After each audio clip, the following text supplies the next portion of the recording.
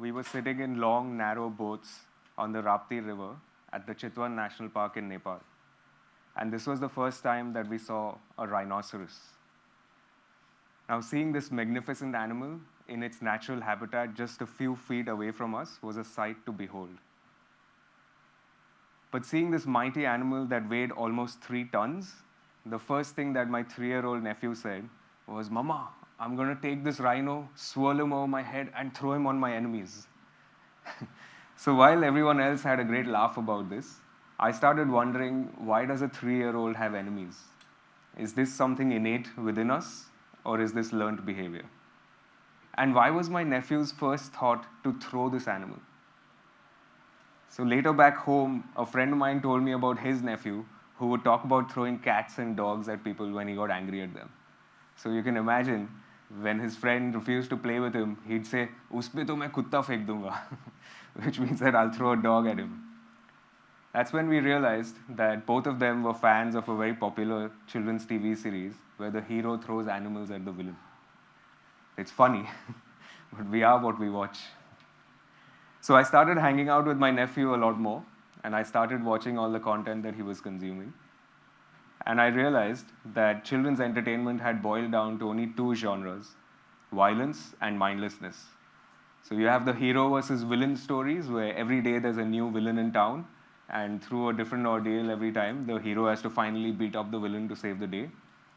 Or you have the mindless chase comedies, which I'm sure all of us have not only seen but also enjoyed. I'm guilty of it too, where person A hits person B and runs away, and then person B starts chasing person A. And then finally, after a lot of struggle, person B manages to hit person A back, and then person A starts chasing person B. And this goes on endlessly. We are what we watch in so many subtle ways, we might not even realize it. And in case you're thinking that, hey, we grew up watching this kind of content, but we turned out all right. So to that, L.R. Nost says that instead of raising children who turn out all right despite their childhood, let's try to raise children who turn out extraordinary because of their childhood. By the way, I'm going to keep inviting the great thinkers of our times to convince you of my plight. So what I'm saying is not only coming from me. The great artists, writers, doctors, scientists, and philosophers have been saying this for a very long time. In 1961, at Stanford University, Professor Albert Bandura conducted the Bobo Doll experiment. This was a groundbreaking study on aggression. Children between the ages of 3 to 6 were divided into 3 groups. One group was shown an adult abusing the Bobo doll, both physically and verbally, before the children were given access to the doll. The second group was shown an adult who ignored the Bobo doll and instead played with other toys. And the third group was not shown anything before they were given access. The result was that children mimicked the aggressive behavior that they had seen in the adults. The children from the aggressive behavior groups had significantly higher scores on aggression compared to the other 2 groups. And in further experiments, they exposed children to similar violence through videotape, and the results were similar as well. Children mimicked exactly the same kind of violence that they had seen the adults perform on the Bobo doll. And 90% of these children, 90% of these children performed the same violence that they had observed, and 40% of them exhibited the same violence even after 8 months. Now, this research was conducted in the 1960s, so it's no news that we are what we watch. And we might think that there's a lot of great art and literature out there, so why aren't we becoming like that? So to that, I invite Mr. Woody Allen, who says that life doesn't imitate art, it imitates bad television. So what are we really watching? What are the main aspects of the popular children's entertainment today? We've seen violence and mindlessness.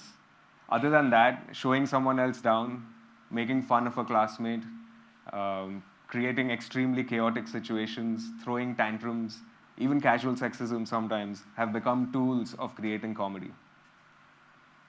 And then, of course, there are the YouTube channels where somehow extreme consumerism has become a form of entertainment. I don't know if you've seen these, but it's true. There are children who will open up a brand new toy and act extremely hyper and surprised about these toys, and then in 2 minutes, they're bored, then their parents bring a whole new toy to play with. And this too goes on endlessly. One research by the Kaiser Family Foundation, conducted in the US in 2010, revealed that kids aged between 8 and 18 years watch a whopping 7.5 hours in front of a screen for entertainment. So over a year, that adds up to 114 full days of sitting in front of a screen for entertainment. Another research published by the National Institute of Health suggests that by the age of 18, children will have seen 16,000 simulated murders and 2 lakh acts of violence through their entertainment.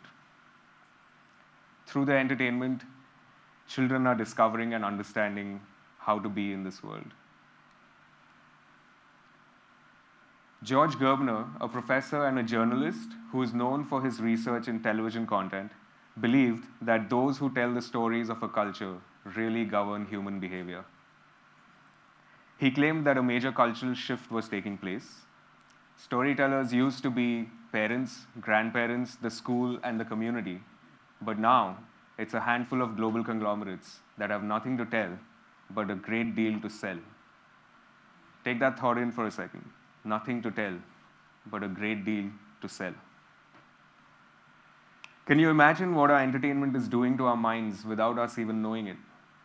Now, I'm a storyteller, so I like making far-out analogies to represent the impact of something that we can't really measure. So sometimes I think that violent and mindless entertainment is like a drug that's being peddled into our society.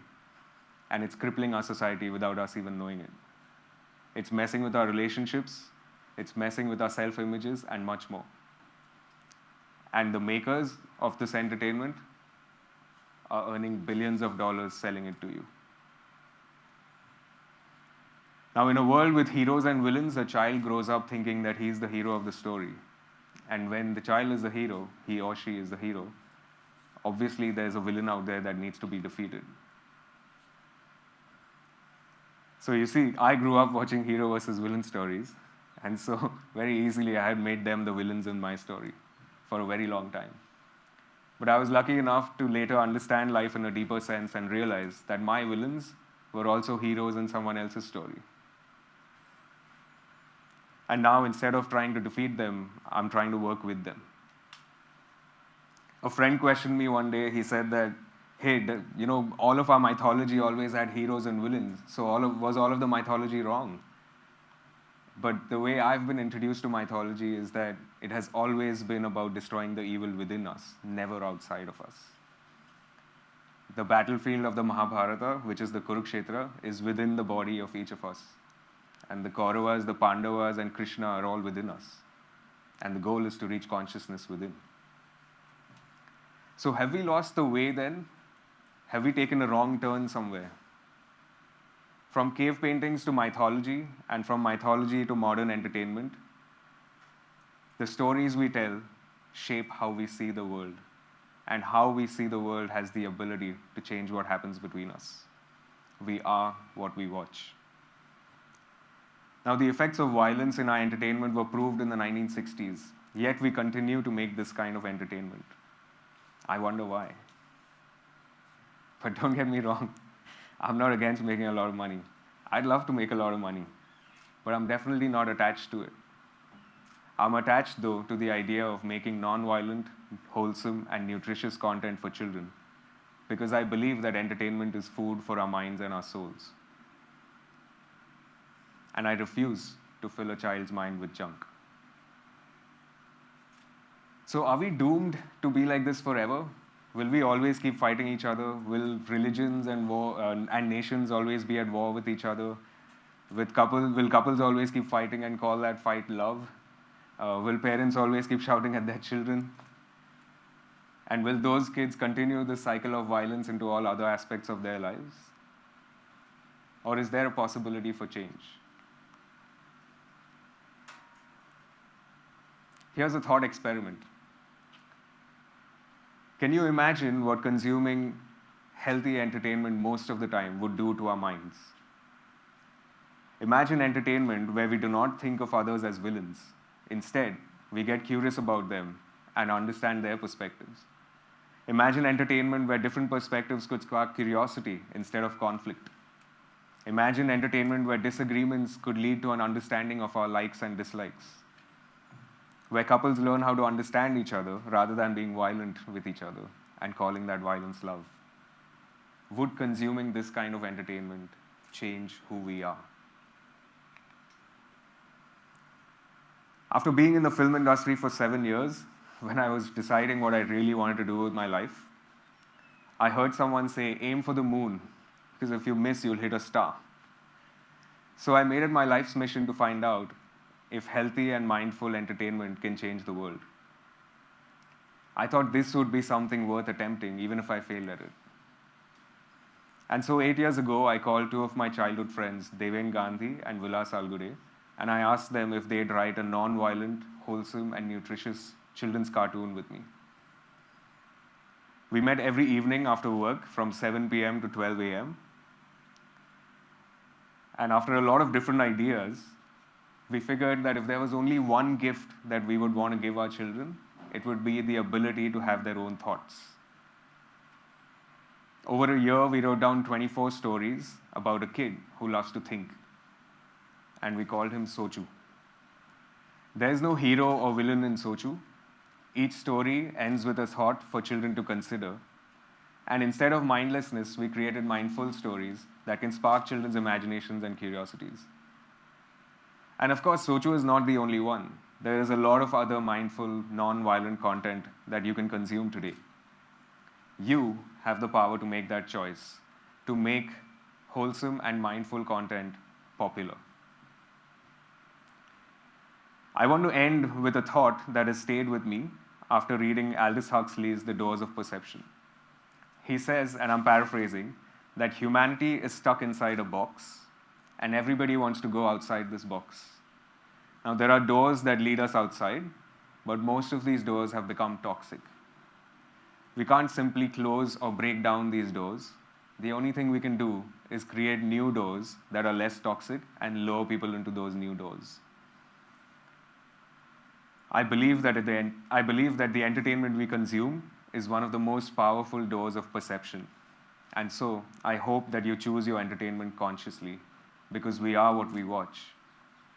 And I dream of a world where creators of entertainment are not ruled by box office numbers, and they're rather ruled by an innate need to tell a story that can help, uplift, and enrich others, because we are what we watch. Thank you.